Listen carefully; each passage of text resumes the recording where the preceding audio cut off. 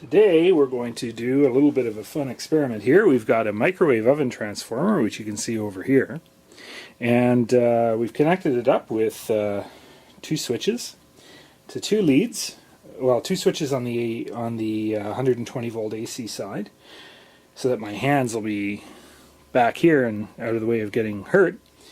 And then on the high voltage side, we've got two conductors, which we're going to put on this piece of wood, which we will first wet with a solution of about a teaspoon of sodium bicarbonate, baking soda, in water. And this acts as an electrolyte to conduct a little bit of electricity in this very dry piece of ash that I have here. Now we're going to hold our two electrodes in place with these lead weights, which will actually also act as spreading conductors. Now, for my own safety, I'm going to put on these gloves,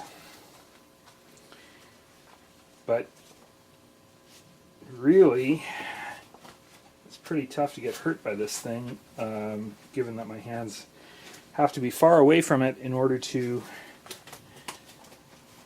push the buttons to start the flow of current.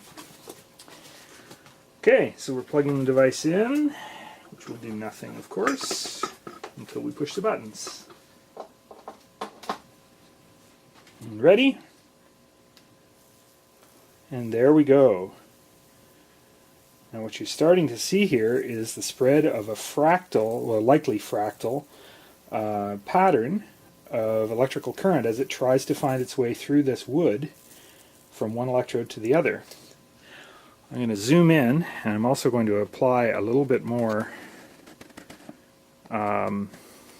baking soda solution here and move the electrodes around, because it looks like it found a way to short circuit rather than spreading the nice pattern that we want to spread.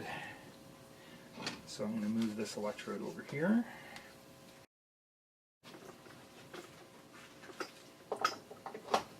Here we go. Oh yeah, now we're getting somewhere. Nice pattern generating.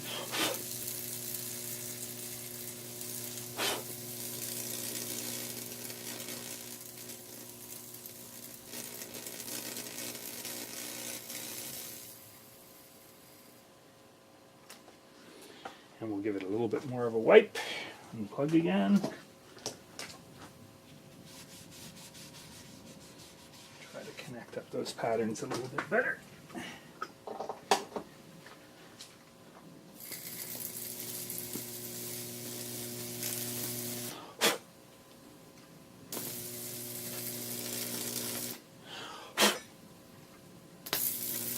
There we go. Now let's see if we can take a bit of a closer look at that pattern for you. Okay, I'm hoping that this will focus for you.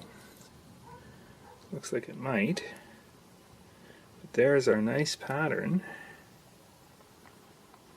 I'll take back a little bit so you can see it. And each one of these patterns will be completely unique and interesting, and they're rather beautiful. They remind me of Japanese paintings, actually. They kind of look like ferns, and I'm sure if you zoomed in with a microscope on those, you would find them to be fractal, meaning that the patterns at each of those little tips looks rather like a microcosm of the big pattern.